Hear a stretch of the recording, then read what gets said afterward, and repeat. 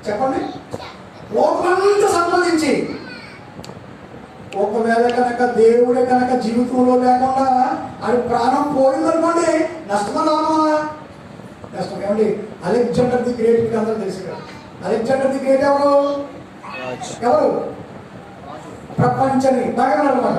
Alexander the great అంటే ప్రపంచాన్ని మొత్తం ప్రపంచం ఈ భూమండలాన్నంతా కూడా జయించి ఏకచక్రాధిపత్యంగా రాజ్యాన్ని పరిపాలించమనుకుని ఆయన యుద్ధానికి బయలుదేరినటువంటి ఒక మహా గొప్ప రాజు ఎవరంటే అలెగ్జాండర్ ది గ్రేట్. ఒక నాలుగు అంటారు కదా, అలెగ్జాండర్ ది గ్రేట్ గారి యొక్క గుర్రం తిరగనటువంటి భూభాగం లేదట ప్రపంచంలో. ఏంటంట? అలెగ్జాండర్ ది గ్రేట్ ఆయన గుర్రం. అప్పుడు రాజుకి ఏముంది? ఫ్లైట్ లేవు, కారు లేవు, బళ్ళు లేవు, ఏముంది? గుర్రాలుండి గుర్రాల్లో యుద్ధం చేసుకోవాలి. ఆయన గుర్రం అంట తిరగనటువంటి భూభాగం ఈ భూమి ఏమి లేదంట. ఆయనకు అప్పుడు వయసు ఎంత తెలుసా? 33 సంవత్సరాలు. ఆయనకు అప్పుడు వయసు ఎంత? 33 సంవత్సరాలు. మొత్తం ప్రపంచాన్ని కూడా జయించేసి మరలా తిరుగు ప్రయాణంలో ఆకస్మికంగా చనిపోయాడు. ఎప్పటికి? 33 సంవత్సరాలకి. ఆయన దగ్గర ఉన్నటువంటి ఆ నలుగురు సైన్యాధిపతులకు చెప్పాడు, నేను చనిపోయినప్పుడు మాత్రం మీరు ఏం చేయాలంటే ఆ శవ పేటికలో నా 2 చేతులు బయటికి పెట్టి తీసుకెళ్ళండి. లోకం ఏం నేర్చుకోవాలండి? ఆ 2 చేతులు బయటికి పెట్టి అలెగ్జాండర్ గారి యొక్క ఆ శవ పేటికి తీసుకెళ్తున్నప్పుడు లోకానికి ఏమి తెలియాలంటే అలెగ్జాండర్ ఏమీ పట్టుకెళ్ళలేదు.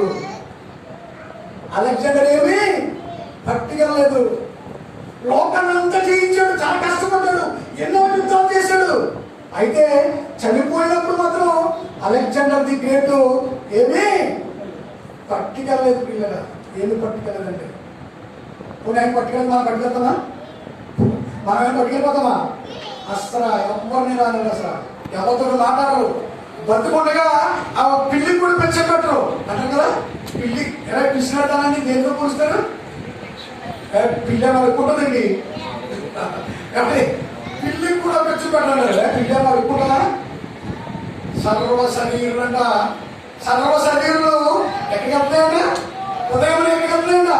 దేవుళ్ళ దగ్గరికి వెళ్తాయంట. ఈ భూమండలం మీద, ఈ భూమిలో ఉన్నటువంటి సర్వ శరీరులు కూడా ఎక్కడికి వెళ్తాయంటే దేవుళ్ళ దగ్గరికి వెళ్తాయంట. ఎందుకు వెళ్తున్నాయి? మానవ తప్ప.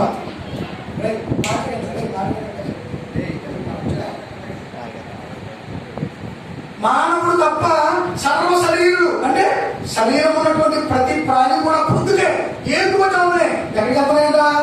దేవుడి దగ్గరికి వెళ్తాయంట. ఎందుకు వెళ్తాయని తెలుసా? దేవుడి దగ్గరికి పొద్దులే వెళ్తాయి. కాబట్టి సర్వ శరీరానికి దిక్కు ముఖ్యమందా? అట్లా కుట్లు ఉన్నాయా? పంపలు ఉన్నాయా? బియ్యం పెట్లా ఉన్నాయండి. వీటికి బియ్యం పెట్లు లేవు, పూరదాకా అసలు లేవు, బ్యాంక్ నిల్వలు అసలు లేవు. మరి సర్వశరీరులు యెహోవా దగ్గరికి ప్రజలు ఎందుకు వెళ్తారనుకున్నారు? ఈ రోజు మాకు బత్యం ఎక్కడ సిద్ధపరచావు తండ్రి అని అడుగుతాను దేవుడిని. అప్పుడు దేవుడు అంటాడంట, అజయ్ గారు పట్టుకోవాలి కదండి. ఏమంటారంటే కాకులతో అక్కతో ఏం చెప్తాడ? అజయ్ గారు జామ చెట్టు బాగా జాంకాయలు ముగ్గినాయి. రామచంద్రరావు మీరేం చేయాలంటే అజయ్ గారు ఆ చెట్టు మీద జాంకాయలు బాగా ముగ్గినాయి, అట్ల మీదకి వెళ్ళని అంటాడట. ఈయనకి చూడకూడదు దేవుడు పనులు పక్కన పెడతాడనమాట. ఆ పక్షులు వచ్చేసరికి అజయ్ గారు ఎక్కడ పెడతాడు? బయటికి తీసుకెళ్తాడు. అవి శుభ్రంగా తింటాయి, అవి బయటికి వెళ్ళిపోతాయి. కనుక ఈ సర్వ శరీరాలు కూడా ఎవరి మీద ఆధారపడుతున్నాయి? మనిషి ఎవరి మీద ఆధారపడుతున్నాడు? మనిషి మీద ఆధారపడుతున్నాడు. చాలా భయంకరమైన పరిస్థితి అన్నమాట. ఒకసారి మార్కు శుభవార్త ఒకసారి తీయండి. మార్కు శుభవార్త 8వ అధ్యాయం. ఇది బాగా మనకు అందరూ తెలుసు. 36వ వచనం ఒకసారి చదువుతాం. 36వ అధ్యాయం 36వ వచనం.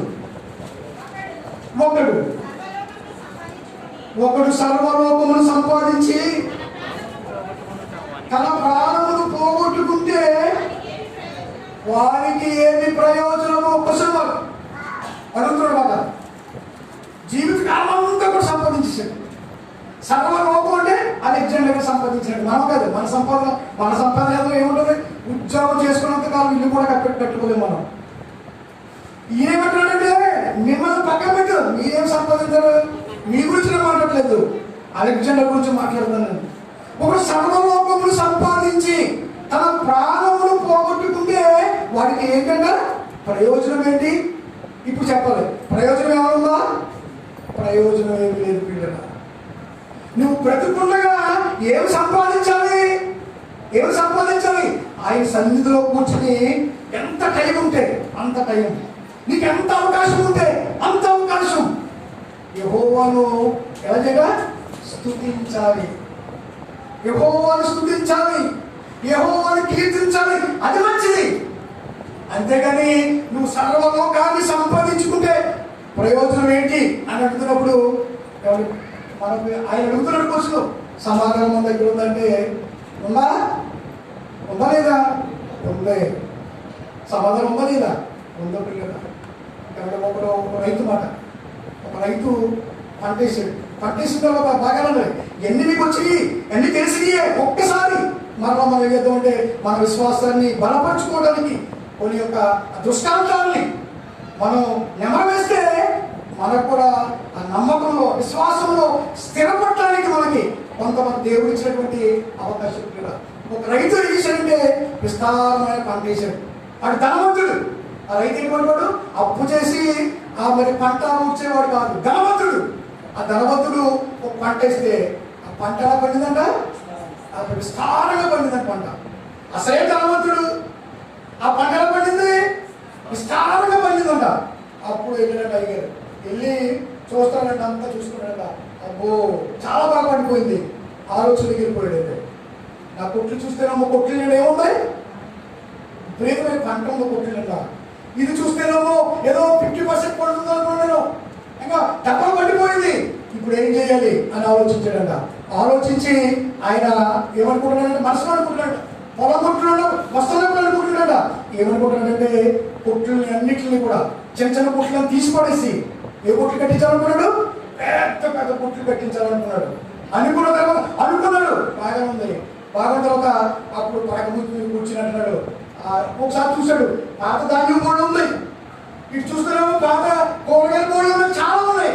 అప్పుడు అనుకుంటున్నాడు ఎంత దరిద్రుడండి అతను, ఎంత దరిద్రుడు. మనమైతే ఏమనుకుంటామంటే పంట బాగా పండింది అనుకో, మనమైతే ఏమనుకుంటామంటే మా ఆవిడకో గొలుసుకొనిద్దాం, అంతే కదా, మా ఆవిడకో గొలుసుకొనిద్దాం, లేకపోతే మా పిల్లలకు బట్టలు కొనిద్దాం, లేకపోతే ఇల్లు ఏమన్నా కొంచెం తీసి మంచిది కట్టుకుందాం అనుకుంటాం మనం సాధారణంగా. లేకపోతే మా కూతురికి బండి కొనిద్దాం, ఏదో పిల్లల కోసమైనా మనం ఆలోచిస్తాం.